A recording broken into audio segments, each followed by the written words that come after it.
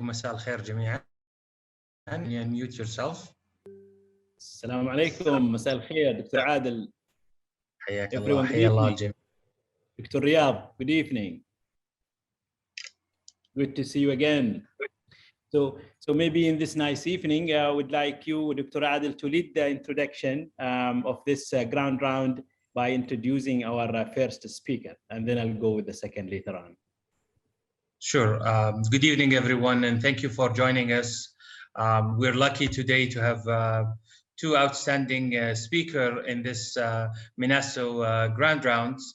As you all know, this grand rounds are endorsed by the World Stroke Organization and American Heart Association, and sponsored by Medtronic and Boehringer Ingelheim. Just some housekeeping, if you like, remarks. Usually we leave the question for at the end of the sessions.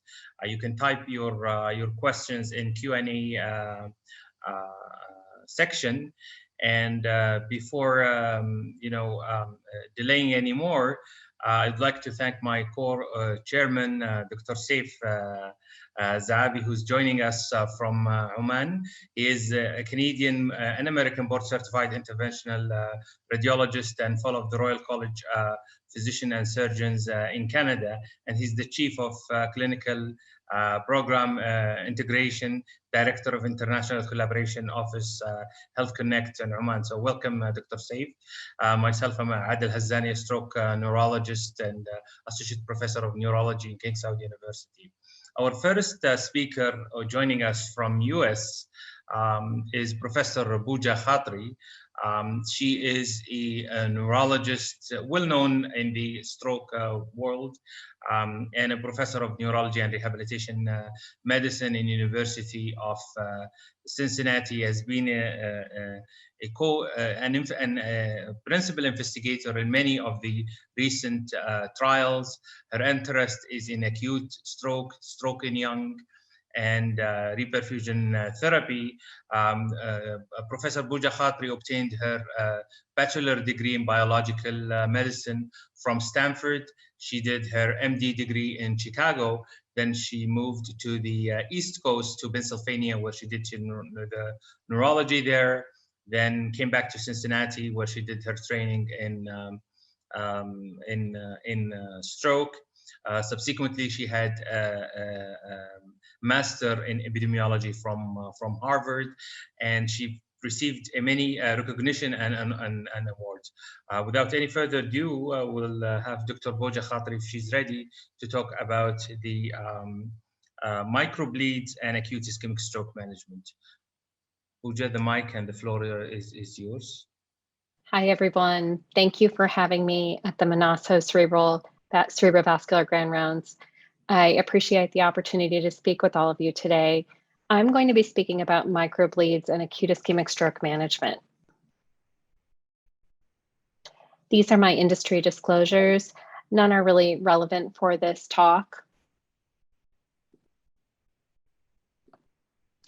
So when we think about hemorrhage in the setting of making our thrombolysis and thrombectomy decisions, the biggest thing we usually think about is making sure when we get that patient with an acute sudden onset of neurologic deficits, making sure that they don't have a hemorrhage. Our guidelines spell out for us that all patients with suspected acute strokes should receive emergency brain imaging evaluation on first arrival to a hospital before we initiate any therapy, and that we should do this as quickly as possible, because the faster we treat, the better we make people. So we typically, whether you're in a low, middle, or high income country, we all typically use non-contrast CT scans, with rare exceptions, to exclude intracranial hemorrhage before IV alteplase administration. And we see a variety of things when we get that initial CAT scan. One of the things that we might see is hemorrhagic transformation of a cerebral infarction, uncommonly seen acutely, especially if the timing was right. But sometimes you've got a patient who had a silent stroke And then it's that hemorrhagic transformation that leads to symptoms that leads them to come to the emergency department. Sometimes it can be a bit subtle, and you see heterogeneity there in the ischemic bed, like in this picture on the left, that first one there. Sometimes it's a big ball of blood, like a primary intracerebral hemorrhage. We've all seen those. And then sometimes it's subtle, such as subarachnoid hemorrhage. And that's the one that we all could lose sleep at night if we accidentally miss. And that's why we look carefully at our CAT scans ourselves. And then finally, also subtle sometimes can be a subdural hemorrhage, especially if it's subacute, because it can sort of blend in with the parenchyma. But you can see this one pretty well here in the fourth picture. Now, it's interesting because we talk about history of intracranial hemorrhage in the package labeling of Alteplase, as well as our guidelines. But when we're talking about that, we're really not talking about microbleeds. This wasn't the intention of that exclusion, and it has to do with the history in which we were doing MRIs far less frequently when the pivotal trials of thrombolysis were being done in the late 80s and early 90s. So those with a history of intracranial hemorrhage were excluded from the randomized trials of TPA. And since then, there have been very few observational studies on this topic. The guidelines, the European stroke guidelines mention that there was one series of 1,212 patients in which 7 had a history of intracranial hemorrhage. None of them developed symptomatic hemorrhage or died. There are also many case reports, but it's hard to do too much with that. And as you might imagine, the most recent guidelines that come from the European Stroke Organization and address this and have a dedicated guideline specifically on intravenous thrombolysis talk about how there's basically insufficient evidence. Instead, they give an expert consensus statement. And I think their consensus really reflects how I view this, which is that intravenous thrombolysis is appropriate in selected cases. 8 out of 9 of their members of authorship voted that they would pursue thrombolysis in selected cases, specifically if a long time had elapsed since the hemorrhage, or if there was a non-recurrent or a treated underlying cause. So, for example, an aneurysm that had been clipped, or a provoked hemorrhage on warfarin where the patient is no longer on warfarin, things like that. And so I routinely treat these patients, and I think that most experts would tell you the same. Now, cerebral microbleeds are a whole different story. They're a bit tricky. Oftentimes, we don't even know if the patient has cerebral microbleeds. We don't see these on CAT scans, but we see them on MRIs. And when we do, they're small, less than 10 millimeter, typically intraparenchymal bleeds. You can see in these pictures on the right that they make the brain, especially if there are several of them, look a little bit like Swiss cheese. They're presumably from microvascular fragility and or increased permeability across the blood-brain barrier.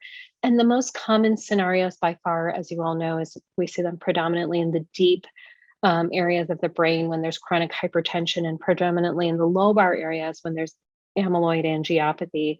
There are lots of uncommon causes. And as I was reviewing things for this talk, I was struck by just how many uncommon causes there are for seeing microbleeds emerge acutely as well as chronically. Roughly 20 to 40% of patients have microbleeds among ischemic stroke patients. And their risk factors include advanced age and vascular disease. Because it comes along with chronic hypertension, it's not surprising that it's coexistent with lacunar infarcts and white matter disease, particularly for those with amyloid angiopathy. Being an apolipoprotein E4 carrier is a significant risk factor. And then notably, lower cholesterol levels and statin use seem to be risk factors for microbleeds, which is a very interesting topic in and of itself. Now, the way we end up seeing these microbleeds are when we do a GRE sequence on MRI. And that's specifically a sequence that's sensitive to the susceptibility effects of iron atoms contained within the hemosiderin that deposits with these microbleeds. Now, that's GRE. There's also susceptibility weighted imaging, or SWI, which we often refer to as the SWAN. And this typically has a much higher spatial resolution than gradient echo. and it sort of increases the conspicuity of the other iron-containing structures as well, like the cerebral arteries and the veins and the basal ganglia.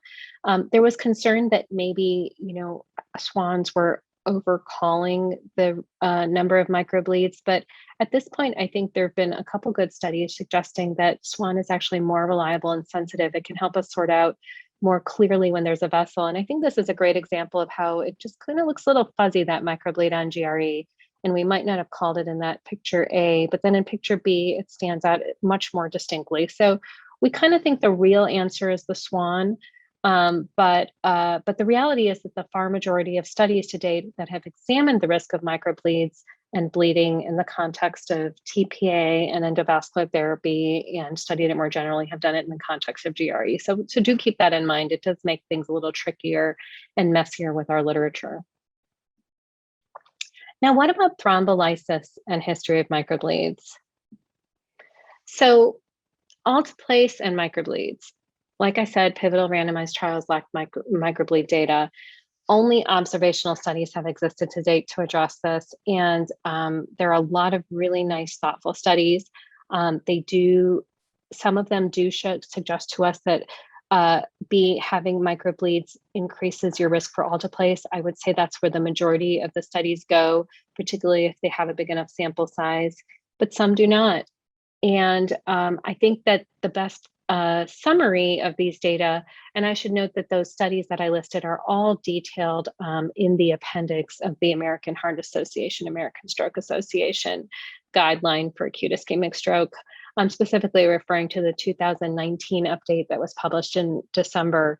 I think the summary is that, first of all, we don't recommend administering TPA without first obtaining an MRI to exclude microbleeds. That's probably the most important message.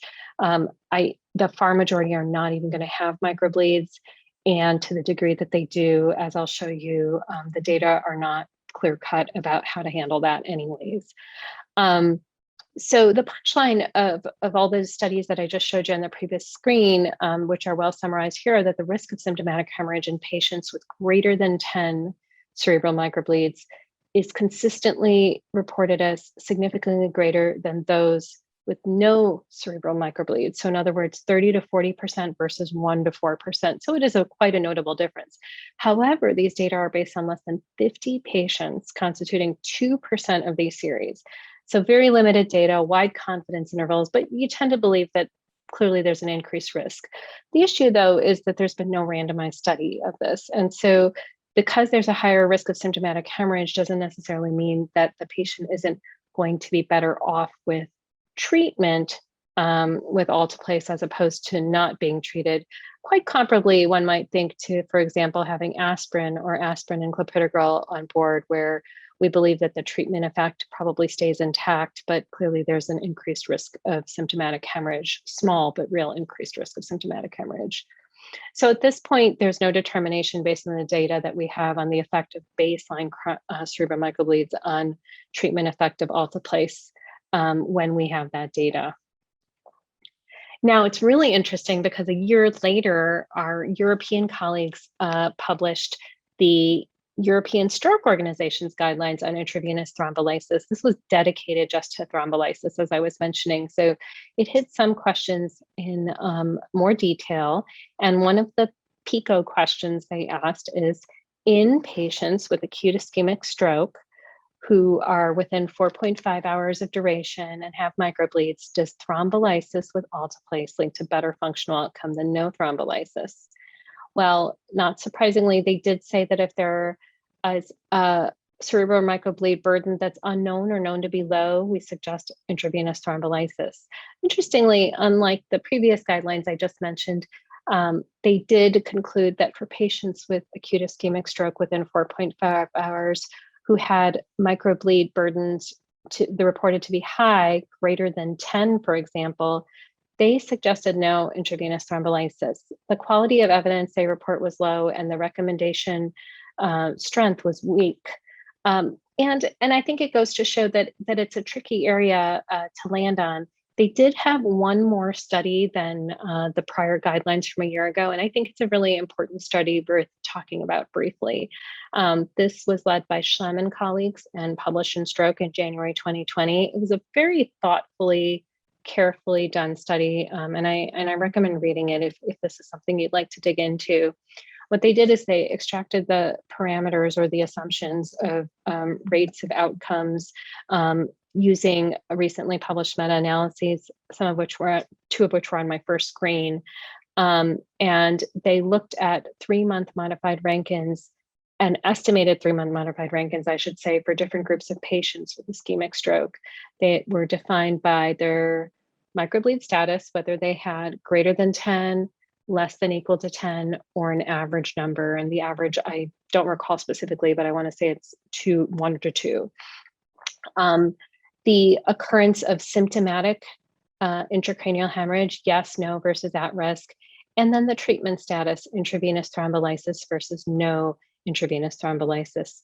So they modeled this out based on the data available and then used the resulting modified Rankin distributions to estimate the treatment effect of thrombolysis in groups of patients with greater than 10 or less than or equal to 10 cerebral microbleeds. And the main findings were that thrombolysis effects on functional outcome are attenuated in patients with greater than 10 microbleeds. In fact, thrombolysis appears associated with an significantly increased risk of mortality with greater than 10 microbleeds. So it's actually potentially causing a nut harm in subgroups of patients, particularly defined by age, stroke symptom severity, and treatment delay. However, routine treatment with MRI cannot generally be recommended as long as it causes even a small additional treatment delay. And they modeled this out and said that for it to be worth doing an MRI, we would need to do the MRI within less than 10 minutes for the average patient. A few things to note here. The pre-test probability of having greater than 10 cerebral microbleeds is low, 0.6 to 2.7% in the typical patient that would come through your door. And so that's why that MRI doesn't end up being worth the time for the far majority of people. And it's actually a net loss if we did that on everybody.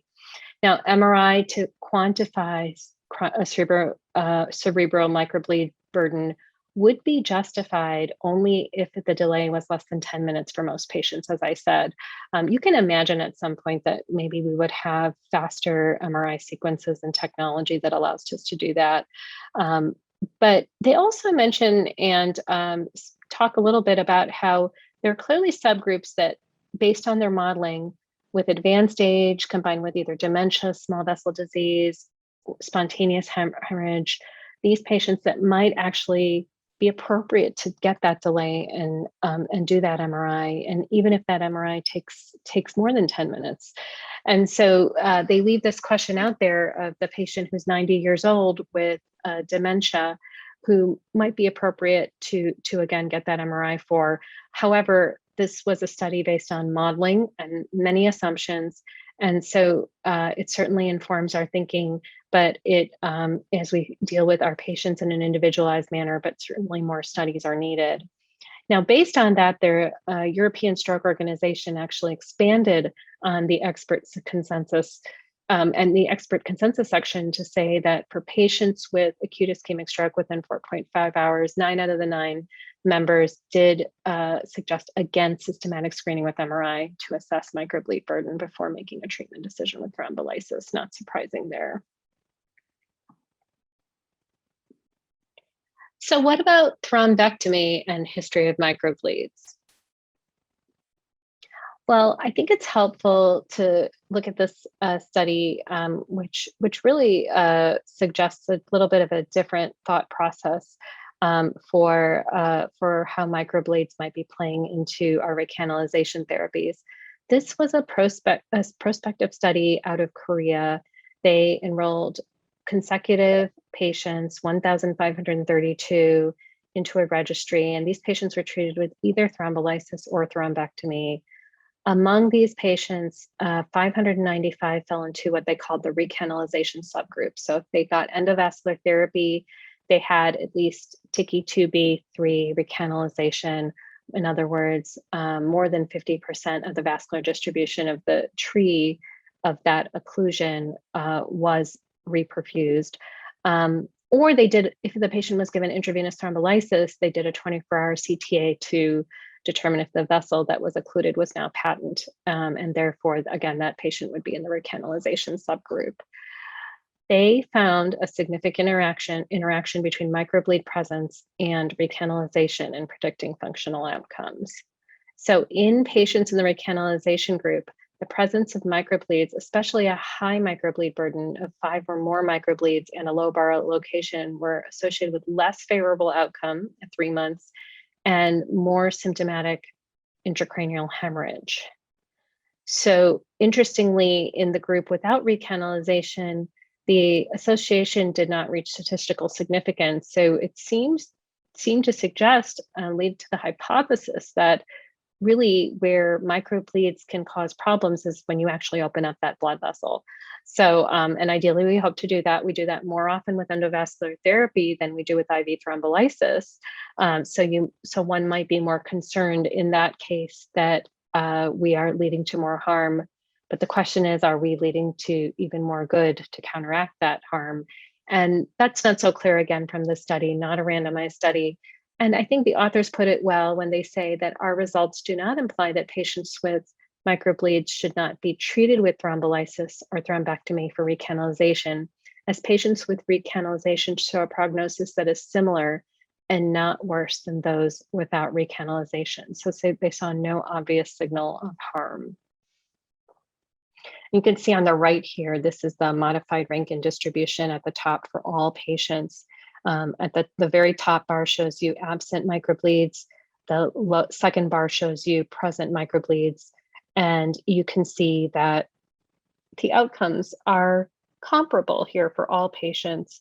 But when we turn to the lower, what we call the Grotta bars, the modified Rankin distributions in letter B here, you can see that the difference in outcomes becomes significant with a p less than 0.001 for those with a modified Rankin of 0 to 2.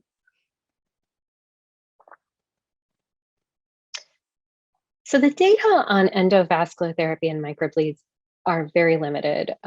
There is one particular study that was just published this last year in Neurology that is the largest to my knowledge. And this is a retrospective analysis of consecutive patients, 513 of them, treated with endovascular therapy in Pisa, Italy. They found no association with clinical outcome, mortality, or symptomatic intracranial hemorrhage. Without going into all the details of the results, I can say that there didn't seem to be a pattern to even suggest that they were underpowered. So they wondered why they got such a different result from that prior study looking at the recanalization subgroup, considering that if anything, endovascular therapy should be recanalizing patients more consistently and more efficiently than TPA alone. They didn't think it was necessarily a power issue based on the sample size they had. They speculated that maybe it's because TPA wasn't on board. You can imagine that partial recanalization could have a detrimental effect.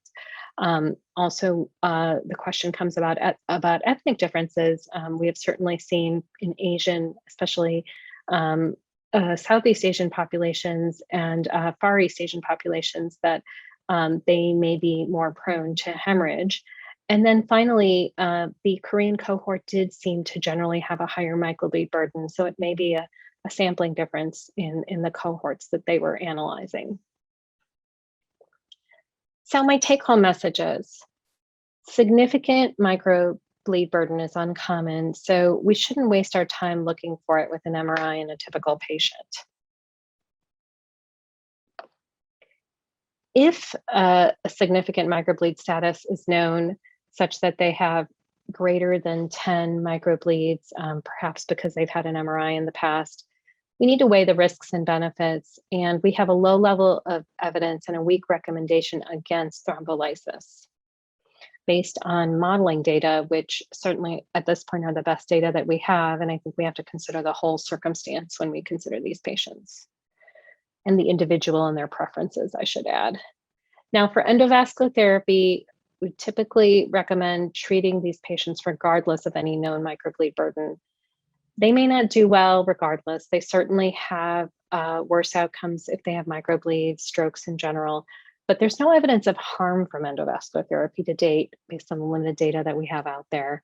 And then finally, and provocatively, it seems that based on that modeling study I showed you, obtaining an MRI may be warranted in elderly patients with dementia, small vessel disease, or spontaneous hemorrhage, particularly the over 90-year-olds, maybe the over 80-year-olds, where risks might actually outweigh benefits. And I will say that I can think of a case that swayed me based on the data that I provided to you in this talk. Those data swayed me enough to take a patient where the onset time was very questionable. And I said, you know what, let's just go for that MRI. I didn't feel good about treating that patient. So I said, you know what, I just want to look at their GRE or SWAN. I can't remember which one is available at the hospital I was treating. But bottom line is the patient didn't have microbleeds, and they did have flare DWI mismatch, which could be another talk in itself. And I did go ahead and treat that patient. But I do think that's at this point fairly, cutting edge and not clearly fully delineated, and something that should be taken on a case-by-case basis. So I hope you found this talk useful, and I apologize that I won't be able to be with you for the live questions and answers in the live session, but I look forward to watching the recording later and hearing about the presentation of endovascular cases in 2020 by the next speaker. Thank you so much for having me, and I look forward to meeting some of you in person in the future. Have a good meeting. Bye. Thank you, Dr. Khatri, for this superb presentation as usual. We'll leave the questions till the end of the session. I'll move the mic now to Dr. Saif to introduce our next speaker and next session. Thank you for the nice presentation, and thank you, Dr. Adel, for the nice introduction and handling the first talk. Dr. Riyadh Al-Okaili is a full-time endovascular surgeon, neuro-radiologist, and a neuro-interventionist at King Faisal Specialist Hospital and Research Center in Riyadh, Saudi Arabia. Dr. Riyadh is an American board certified in diagnostic radiology with subspecialization in neuro-radiology. He did his neuro-interventional fellowship at the University of Pennsylvania. He holds more than 25 years record of experience with MB and BS diploma license obtained from King Saud University in Saudi in 1995. In 2008, he has been congratulated by King Abdullah Al Saud for participation in the successful separation of the Omani craniopagus conjoint twins. He also received Medical University of South Carolina Radiology Sixth Man Award, an Outstanding Academic Achievement Award in 2000, as well as obtaining the Radiology Bangit Raga Award in 2004. In 2007, he has received Prince Abdulaziz bin Nawaf's Award for scientific innovation in medical imaging. I cross-trained station with Dr. Riyadh 2 years back when I worked briefly with him in Dawali clinics in Riyadh. Welcome back, Dr. Riyadh. With no further ado, the mic is yours. Hello, everyone. Thank you for the invitation to present in this forum to this audience. The topic of my talk will be related to neurointervention. First of all, let's do a quick orientation. Two things. The first is how to approach this presentation. I consider two approaches. One is a tour of neurointervention that would take us through multiple topics. The other approach was to take a poster child and use it to showcase neurointervention. I took the liberty of picking the second approach, which basically is gonna focus our discussion about stroke intervention and use that to showcase neurointervention in general. But please keep in mind that neurointervention is more than just stroke intervention. There's vascular anomaly intervention, oncology disease, spine interventions, and so on. The other thing I would like to bring the audience attention to is that I could have presented this as cases and make it purely clinical, or talk about devices and technique and make it a technical discussion. However, I thought that would not be useful in a diverse group that I'm talking to, that includes physicians, nurses, technologists, and others. So I elected to do a blend of all of these, in addition to talking about the team that represents the neurointerventional team. And I thought it was important, and actually I'm going to emphasize, how does neurointervention and specifically stroke intervention fit in the overall scheme of healthcare? So this is an overall orientation to how we're going to proceed. So overview. The first part, we're going to talk about the big picture, and then I'm going to take you through the pre-angiographic or stroke intervention journey that the patient goes through. And then I'm going to talk about what we do on the angiographic table. So big picture, this is going to be divided into 3 parts. The first part, which is going to be, how does neurointervention and stroke intervention fit in the general scheme of things with healthcare. Then we're going to narrow it down and talk about how stroke intervention is related to the remaining aspects of stroke care. And then we're going to talk about neurointervention technically and specifically in the angiographic suite. So I think when we talk about healthcare, it's very difficult to illustrate how a certain aspect of healthcare is important or not. But one method is to see how it relates to high-profile clinical practices and see how it measures up to those clinical practices and specialties. For example, if I ask the audience to point out where Mongolia is, me and maybe some of you might have difficulty in identifying that. But if I told you that it actually lies between China and Russia, probably you would say somewhere over here. And I'm going to try to do the same thing with stroke.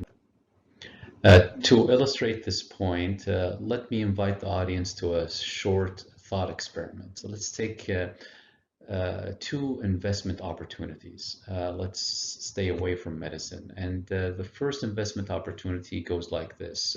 This investment is related to something that preoccupies you daily. To solve this problem, it's going to cost you about $100,000. But remember that at this kind of investment, it's fully refundable. And the cost that you initially invest is going to come back to you. And then after you make your investment, there's no maintenance fees. This investment will boost your happiness by approximately 30%. And you cannot make this preoccupation go away. You're stuck with it. Either deal with it or you're going to be facing it on a daily basis. And if you ignore it, as I mentioned, you have a heavy price if you neglect it. Compare that to another investment, something that you're preoccupied with once or twice a week or once every month. And it's going to cost you to solve this problem $300,000, and it's not refundable. And after you invest, you have to keep paying 5 to 10% maintenance fee. It will boost your happiness by approximately 11 to 17%. You can make it away because you can actually navigate around it instead of dealing with this preoccupation. And you have a less price to pay if you actually neglect it. Who in the audience would choose to invest in choice number 2? Who in the audience would choose to invest in choice number 1? This is a thought experiment, but it is sort of my segue towards stroke intervention. What we're talking about here is a comparison between stroke intervention and transplant. At least in my institution, transplant is a high-profile service. and it occupies a dominant portion or slice of the budget of my institution, while stroke intervention is not given the similar attention. But let's look deep into it using the format that I just showed you. The burden of disease for stroke is a top 2 disorder. When you look at the top 10 ranking burdens of disease worldwide, it's a top 2 disorder. While, let's say, renal transplant is not a top 10 preoccupation. The price tag for stroke intervention is about 100,000 riyals. But guess what? If you invest that much, you're going to have it fully refundable with time. And you're not going to need any maintenance fees. While if you do a renal transplant, it costs much higher.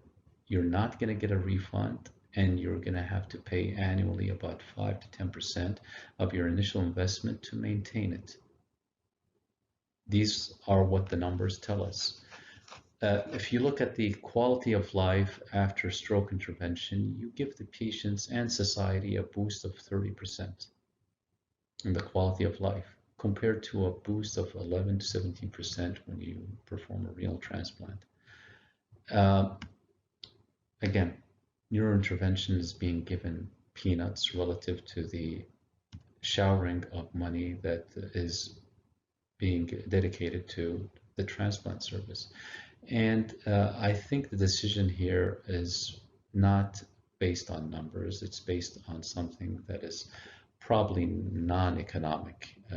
However, I presented to you real life situation where most of us would choose to. So this is where I got my first point. If you look at the burden of disease, which is calculated by DALYs or CALYs instead of the DQ, this stands for Disability Adjusted Life Years. And CALY, which is QALY, stands for Quality Adjusted Life Years. This is a metric that is used by the World Health Organization and many decision makers when they want to distribute resources. And if you look at the disease burden, you'll notice that the number 1 burden is ischemic heart disease. And stroke is pretty close. The burden of stroke is even higher than all other neurological disorders. So it's a top 2 burden of disease. And this is noticed with developed countries as well as developing countries. Stroke is number 2 when it comes to burden of disease. And also notice that transplant or renal disorders don't reach the top 10. So that's where I got my first point. So the burden of disease of stroke is much higher. Now, the other point I wanted to make is that if you're going to do stroke intervention, there's a closed window for treatment. It is either you treat now or never. While for transplants, the window remains open because you can dialyze these patients. So the urgency is much higher with stroke intervention. So that's the other point I wanted to mention initially. And then the other thing, if you neglect a stroke, the price is very heavy. If you neglect a patient in renal impairment or on dialysis, the price is heavy. However, it's not as heavy because you do have an alternative, which is dialysis. Basically, it's a no-brainer. Stroke intervention, this is how it fits in the general scheme of healthcare. It treats a high burden disease. It's economically smart to invest in stroke intervention, and the return to society and the quality of life and boost of quality to society is significant. And I don't think it can be matched by the resources being dedicated to oncology or transplant, which command significant resources, although the numbers don't justify that in relative terms. Now, let's talk about stroke care. Where does stroke intervention, or how does stroke intervention fits with the general stroke care? We don't want to overemphasize stroke intervention. So stroke intervention is needed in two areas: in the first 24 hours and later on to prevent further strokes beyond the 24-hour window. In the first 24 hours, if we apply our selection criteria, we basically end up with about 10% of patients being eligible for stroke intervention. So let's not forget that most of the stroke care is not stroke intervention. 90% of people are treated medically through education and other stuff. After we work up a stroke patient, most of the time the cause of stroke is cardiac, but sometimes you have people who have stenotic blood vessels, and about 15%, and those might be candidates for neurointervention to help with. So overall 10 to 15% of stroke patients might need neurointervention to help them. 90 to 85% will not need neurointervention, but will need medical attention provided by other services, primarily by the neurology service, which bears the heavy burden of taking care of these needy patients. So that's the second part about the big picture. We talked about how stroke intervention fits in the overall scheme of healthcare, and we compared it to the transplant service and the oncology service. So let's recap. We started off taking on all of healthcare, and we compared stroke intervention to high-profile services such as the transplant service and the oncology service. We narrowed our focus to stroke care, and we noticed that stroke intervention is involved in about 10% of all stroke patients. And now I think it's appropriate to walk you through what a patient goes through before they land on a stroke intervention table, because that's also, I think, relevant. Stroke treatment, stroke intervention doesn't start in the angio suite. It starts with noticing symptoms, which most of you are aware of, such as speech problems, loss of motor function, or loss of sensation. So when that happens, we end up asking ourselves, what are our choices? We're faced with two choices. Either choice one, do nothing now, but try to prevent future strokes and their consequences later on. Or choice two, which is do something now and also try to prevent future strokes. The first choice was the only choice before 1996. So that was the practice. And after introduction of IV TPA, some centers started actually being actively involved in treating stroke patients instead of just relying on rehab and prevention. And then in 1999, the Mercy device came and people started actively trying to intervene in these patients. However, most centers, even with these developments, because of the lack of evidence, continue to do nothing except prevention and rehab, which are important, until 2014. And then all of a sudden, there was a noticeable shift in this choice. So although it might seem elementary and obvious that this is the choice now, it wasn't very obvious before, and this is sort of, these dates are important dates to keep in mind. So now we actively treat patients during the acute phase, and also actively try to prevent further strokes and continue with rehabilitation afterwards. I think that perspective is important. And you might ask me, how do we choose which approach? Not everybody's eligible to the active treatment in the acute phase. These are the questions that we need to ask ourselves. What's the time of onset? Is there bleeding? Is there something to save? Or is it too late? And is there something fixable? Or is this just an academic discussion? And the way to answer that, usually 24 hours is the time window that we're talking about in most cases. And blood needs to be absent. And this is a case that's not eligible for TPA or neurointervention.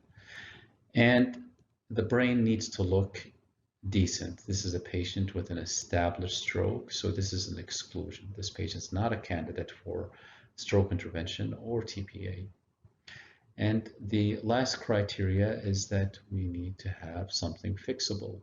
For me, it is a large vessel occlusion. Notice that the middle cerebral artery here is open. The middle cerebral artery here, we have a gap. So there's probably a clot causing this. So if we have somebody within 24 hours, no blood, and the next step is neurointervention.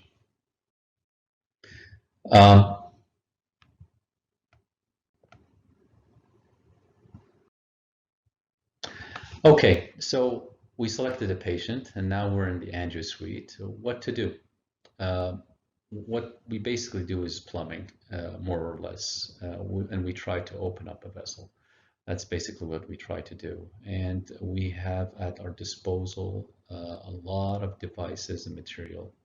I'm going to go over it, and this is a little bit of a technical part and device-oriented part that I did not want to start with and emphasize. I thought it was important to talk about the big picture and talk about what happens to patients before they reach the table, and not let this part of the discussion dominate my talk. But basically, we can open up vessel chemically, and it's similar to what a plumber does when they put material to dissolve the clogged tubes. And the best agent that we have is TPA for that. It can be injected intravenously, but we also in the angio suite can deliver a higher dose intraarterially. In selected patients, we still do that. Mechanically, it's again very similar to plumbing. There's a number of devices that are available to us, and we're going to go through a few of them. These are just a few of the names: the Mercy device, the Phenox, NeuroNet, Catch device, and so on. This is a Mercy device. It looks like a corkscrew, and what you're trying to do is to pass the clot, deploy your device, and hope that the corkscrew engages the clot and pulls it out. Again, this is a close-up look at the clot removed by a Mercy device. This device did not succeed that well, and it was replaced with superior devices. And this is how it looks on close-up. This is the Phenox device. I'm sorry, this is what a Phenox device tries to resemble. It looks like a brush, and this is a close-up of what it looks like.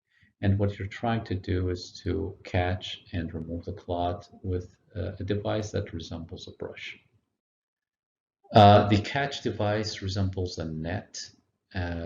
Currently, they remodified that. It doesn't look like a net, but the initial generation of the Catch device looked like a net. And it's basically trying to catch like a butterfly or a clot with this device.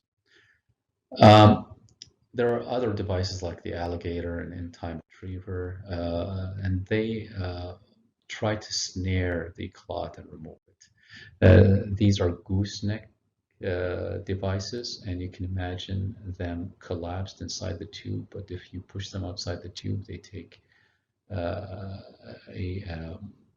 this shape that where you try to grab a clot and remove it. Not very successful, but we're including it in the discussion. This is the Alligator device, where you deploy this at the clot, and then you squeeze these with a catheter, and then they clamp down on the clot and try to remove it. Again, not very successful. It was more successful in removing embolized coils, but not clots of fibrin and platelets. This is an example of a detached coil and attempts to remove the coil using the Alligator device. This is another in-time retriever. Again, sort of similar, trying to grab the clot and remove it. There are other techniques which were developed that used aspiration. The most successful is the Penumbra range of products. And these basically function like a vacuum and try to suck out the clot. This is a tube and a separator. Now we use the tube without the separator, but the objective is to actually cross the clot and get the tube as close as possible to the clot and try to aspirate it through a large diameter tube. And this is a close-up of what it looks like. These are large diameter tubes that keep getting larger because we notice that their efficacy is better the wider they are. Other devices is like the fast funnel catheter, and this uses the Bernoulli principle. A jet of water is injected from this nozzle backward. The speed of the water injected through the Bernoulli effect sucks the clot with the water. There's a negative pressure that is created by this. The pressure here, because of the fast moving water, is lower than the pressure outside, and this gradient pressure pulls the clot in. The jet fragments it and takes it out. Very nice idea, but practically it wasn't that effective, at least for stroke. It's used to declog dialysis catheters, but not really, it has not found its place with stroke intervention. This is another device, the funnel catheter. Sorry, the first device was the angiojet. This is the funnel catheter, and basically it tries to suck the clot. Early on, we didn't have these devices, so people tried to disrupt the clot with maceration, and we used whatever was available to us. Early on, we used microwires to probe the clot. Snares that I showed you. We tried to fragment the clot with balloon angioplasty, and the Omniwave was a device that was developed.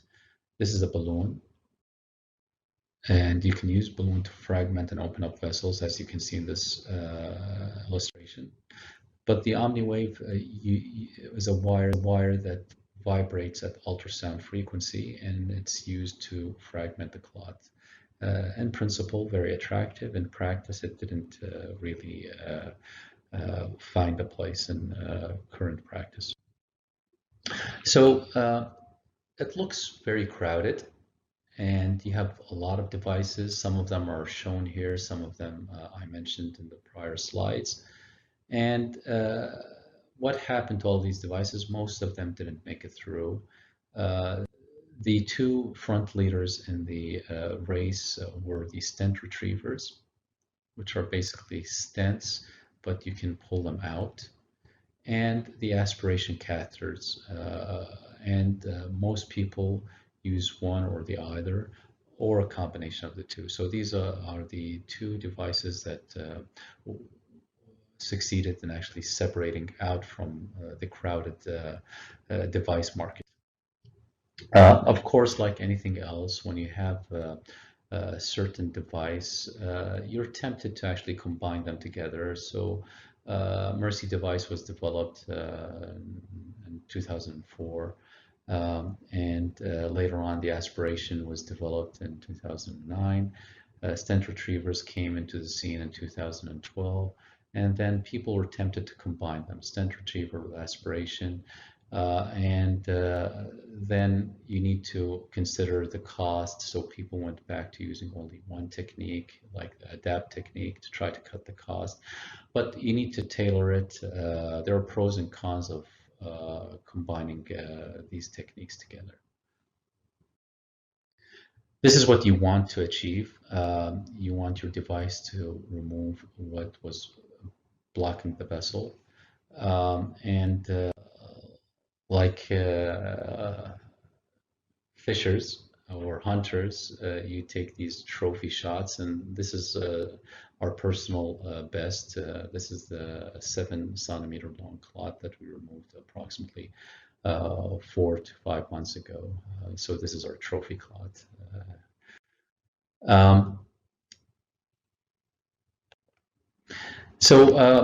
I mentioned that the two front runners were the stent retrievers and the aspiration catheters, but again, there are special cases where you might need to use other techniques. For example, refractory strokes where the stent retriever and the aspiration doesn't work. Sometimes there's a place for angioplasty. You can use a plain angioplasty balloon or a drug-eluting balloon. And we're increasingly using that in patients who have underlying stenotic lesions because the other options are really not attractive. And sometimes you end up needing to leave a stent. Instead of using the stent retriever where you deploy a stent to remove it, you deploy a stent and keep it there to keep the vessel open. And these are used in refractory cases. This is not ideal, but these are salvage techniques in very difficult cases. This is a case where there's a blocked vessel. It was reopened, and it was reopened with a stent, as you can see here. It was deployed and left there, not removed, like we typically use with most stents, where you deploy the stent and remove it with the clot.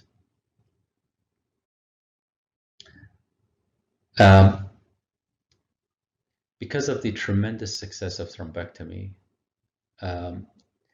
people have been testing the boundaries, and initially we were excluding octogenarians, but because of the huge success in people below 80 years old, we now don't exclude people above 80. It's a little bit more complicated. The results are not as favorable.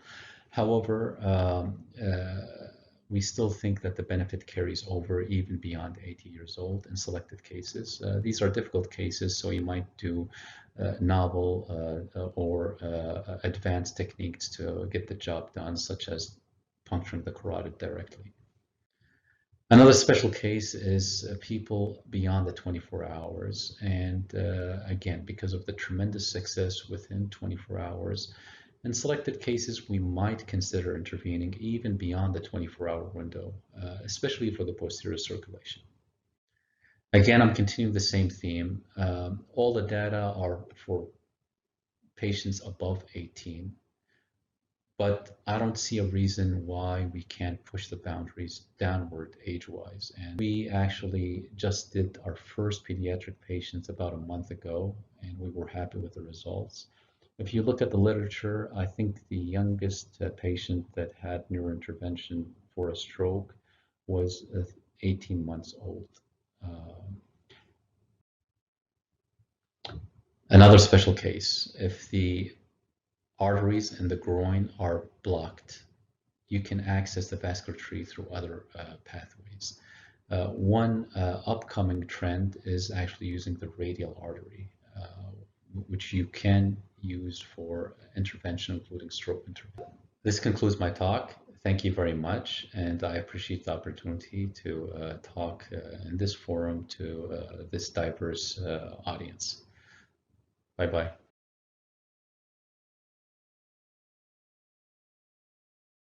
Thank you so much, Dr. Riyadh, for the interesting talk. You made it so easy, even for the non-neurointerventionists to understand. I don't have any questions on my side, except one I would like to ask, and then I will refer to the rest of the questions.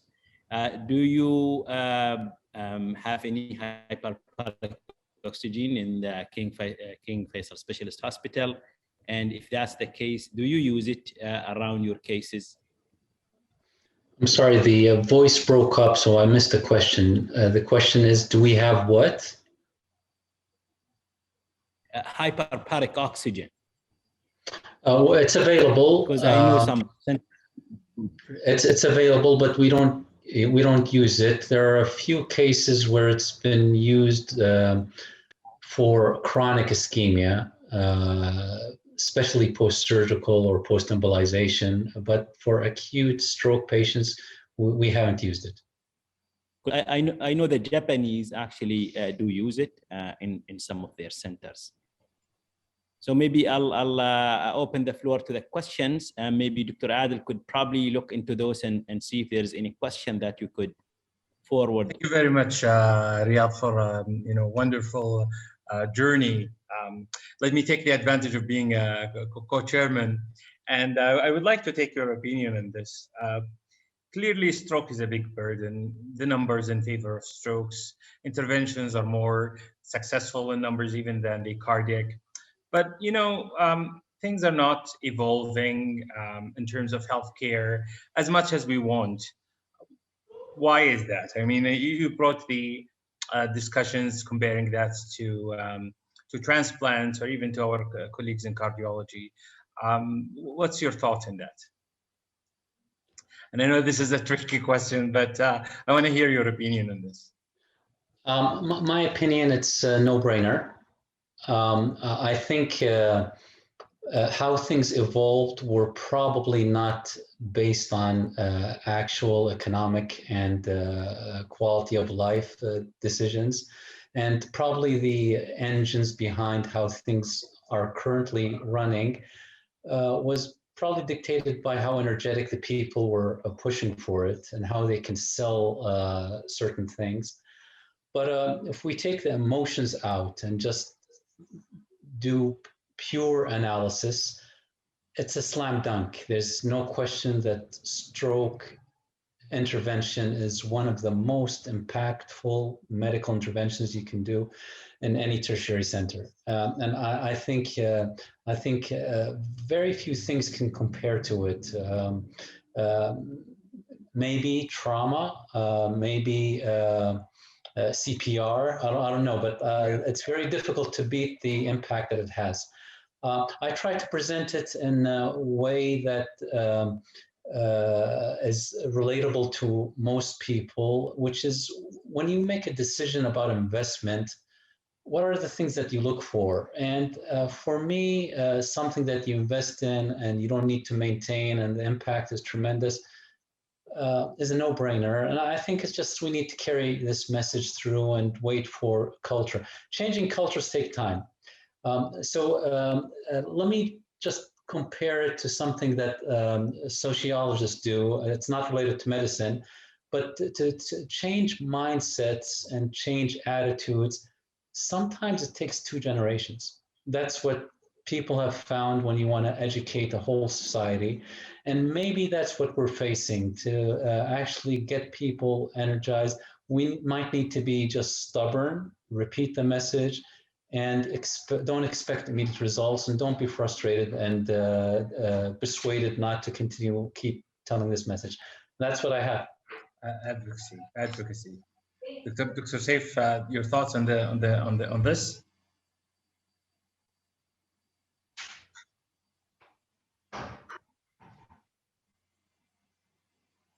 I don't have actually any adds to what you guys said, and I totally agree with what has been stated. And the key in anything you do, I think, is being persistent, because as any physician, being challenged with these cases, time-sensitive cases, if you don't be patient and persistent to the results, you could get frustrated and quit quickly. So I totally agree with what has been said. We have few questions that we could probably throw on the table for Dr. Riyadh to answer. One of them is from anonymous attendee. The question is, what are the complication rates for intravascular placed heart valves? From your experience, of course. Heart valves? Heart valve should be asked to cardiologist, but that's what question being asked from anonymous. I can't answer that question. All right, here we go. So for stroke intervention, I usually quote a 10% complication rate, just to make it simple. I think the other thing that we need to keep in mind is that when you're dealing with stroke, the family they're really overwhelmed with a lot of information. And I think your message should be very simple and not too complicated. So I round it around and just say 10%, and you don't need to be precise. And just remember that these people are probably in emotional overdrive, and they're probably not going to remember everything, but at least give them a summary of the main details. Regarding the valve, heart valve, I can't answer that, so I apologize. Okay, there's a question from Ahmed that probably Dr. Adel could handle, because that's towards your subspecialty. Oh, yeah, so there was a few questions about stroke prevention and what do you do in impending stroke. And I'm just going to give, this is a whole topic by itself, but I would say if it is an acute stroke within the first 24 hours, then we would assess them whether they're candidates for reperfusion or not, based on what Dr. Riyadh said, is a patient candidate for IVTPA or mechanical thrombectomy? And if not, it's the standard, stroke care, antithrombotics, depending on the cause. And then you try to find what is the cause. Is this related to cardioembolic? In this case, the treatment would be anticoagulation, or is this atherosclerotic? And if there is a large vessel atherosclerosis, then you might need to do the interventions that Dr. Riyadh talked about for revascularization. And then you address the risk factors accordingly. There was another questions about when you see multiple lacunar stroke, what should you do? Again, it's the same thing. You try to identify the underlying etiology. Yes, lacunar stroke, you'd think about small vessel, but in about 5 to 10% of those, it could be also related to cardio embolic sources, which would change your management. So again, look at the vessels, look at the heart. I think that was about it.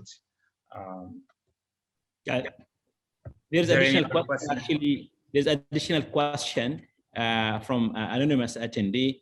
It says, is surgery for treatment of venous reflux being replaced by endovascular alternatives? Venous reflux?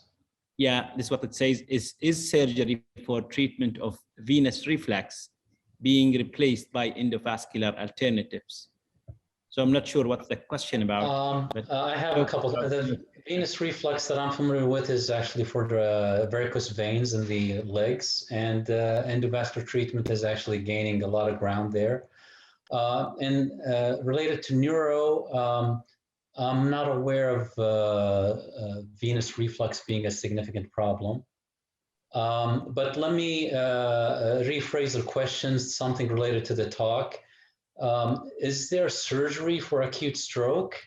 And the answer is yes.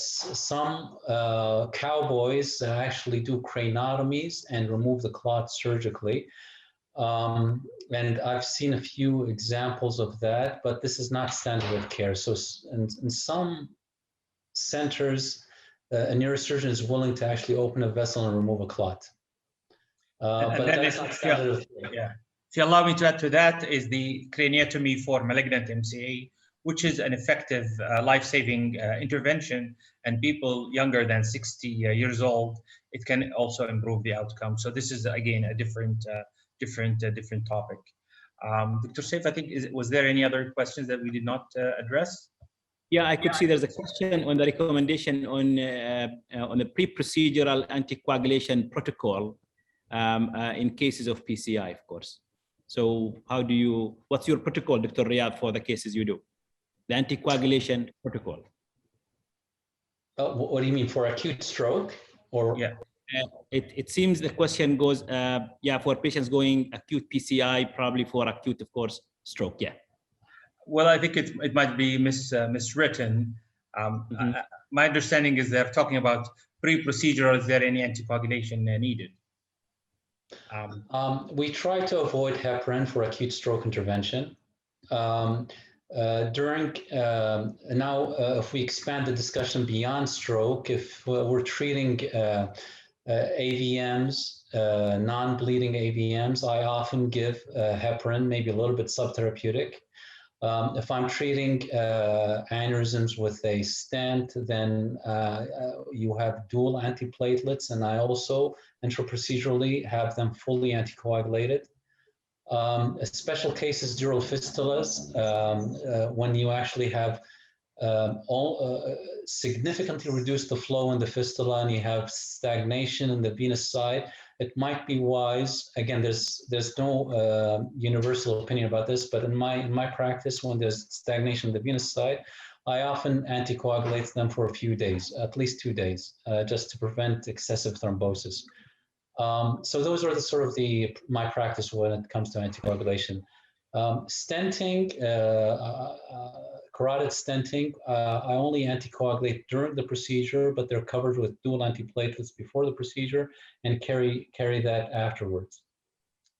There was one question about indications of stent placement during the procedure. After thrombectomy, do you put stent in some cases? I avoid it at all costs, but in some refractory cases, you're stuck with a stent. The thing that I've noticed that actually I want to share is that if you do enough of these, I think you can notice which ones are going to need a stent early on. You're going to see the behavior of the stent retriever as you pull it. And if you get a behavior that suggests an underlying stenosis, I think I'm going to avoid a second thrombectomy, because I've noticed that if you actually do a second thrombectomy on an underlying lesion, it's not uncommon to end up with a dissection. So from seeing a few sort of frustrating cases, if you suspect a stenosis after the first thrombectomy, maybe you will have a lower threshold for doing angioplasty and stenting instead of putting the patient through a second thrombectomy.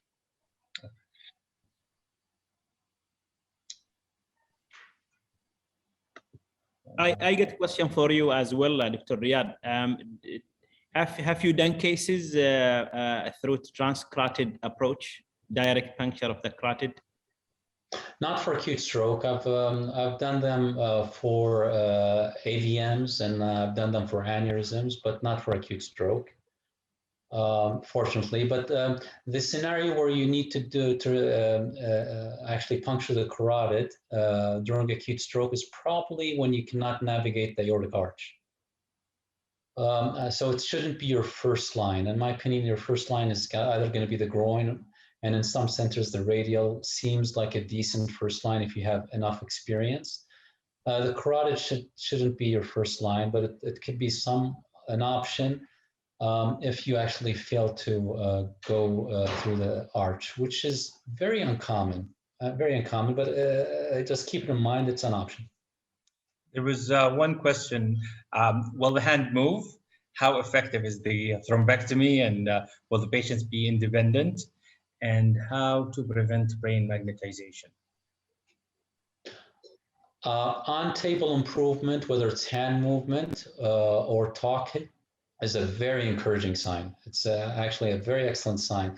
And just to share with the group, I've had one or two patients where they were mute, and then after we removed the clot in the MCA, the left MCA, the first things that they came out of their mouths were obscenities against me. And some of them started kicking me. That's rare, but those are welcomed aggressiveness from the patient. Yeah. You think that's a good sign, right? My job. Okay, there's a question probably more towards the neurology by Y. Ali. His question is, what are the latest updates on cerebellum strokes treatment due to small vessel disease? I think small vessel disease is the same whether it's in the cerebellum, brainstem, or in the basal ganglion. Especially you look for any underlining conventional vascular risk factors. If the patient is young or there is something atypical, then you look for the young, uncommon causes of a stroke. But there is no distinct management of cerebellar lacunar stroke. Now, if the cerebellar stroke are large and causing brainstem compression, and now we're talking about the subacute phase, then you may consider surgical options for decompressive craniectomy. I don't know if that's what he was referring to, but those are not small lacunar stroke. Okay, this is also another question towards probably more of towards the neurology. In centers where there is no neuro-interventionist, does brain CT perfusion has any role? Would you find it helpful for you as a neurologist in case of there's no neuro-interventionist? Because the purpose of doing this is to see how much salvageable. Well, the usual window for IV TPA is 4.5 hours. But the recent data came from 2 studies which showed that if you do advanced imaging using perfusion, that you could extend the window up to 9 hours or perhaps even more in very selective cases. So the way I would approach those, doing something is better than nothing. But for large vessel stroke, it's better to send patients somewhere where they can do the interventions. But if you are in a very distant remote areas and you have the access to this perfusion imaging and somebody who can interpret, then you might use that to extend the window, or perhaps in times where you're not certain about the onset. But in cases that they present very early, I usually go with a plain CT scan if you're, if you know how to read them. Riyadh, you want to comment on this as well? No, I don't have anything to add. Perfusion, I think also has maybe a prognostication or academic value. Not necessarily for clinical practice. The other thing, if you're contemplating transfer to another hospital, some people use collateral imaging. If the patient has good collaterals, even if you're a remote area, you might be able to actually still send the patient elsewhere, because the collaterals are going to give you some leeway to actually transfer the patient. So there might be value there. So if you have an exit strategy or somewhere to take the patient later on, that imaging can tell you whether this is a patient who can actually tolerate the trip or not. Yeah, and my let's say my suggestions or advice for the person who asked that is to have connections or arrangements for centers where the thrombectomy ahead, before you get the cases, so it's a smooth transfer. Okay, I think on the list there's one final question talking about the efficacy of thrombolysis in devastating wake-up stroke. This is regarding thrombolysis or thrombectomy. So so my understanding, if he's referring to devastating by deficit, bad deficit, but the CT scan still looks good, then many of us would treat those patients based on imaging. But if the CT scan, there is an established infarct as Riyadh shown, then perhaps there's nothing to save. And in this case, you don't want to do more harm by causing hemorrhagic transformation. Your thoughts, Riyadh, on this? Or? Yeah, I don't think devastating is well defined. I don't know what it means, but we don't, I think it's not part of the exclusion criteria for thrombectomy. So if you have somebody who has a stroke within 24 hours, so time is more important, absence of blood, a good-looking CT, and a large vessel occlusion, whether it's devastating clinically or not, I think those are indications to do thrombectomy. Yeah. Okay, I think we tried to answer most of the questions. Thank you for having you both, and thank you to Professor Pooja, Khatri, who couldn't be with us in the discussion due to timing difference. Keep up the good work, and see you again, hopefully, in the next webinar. Thank you all, and have a good evening.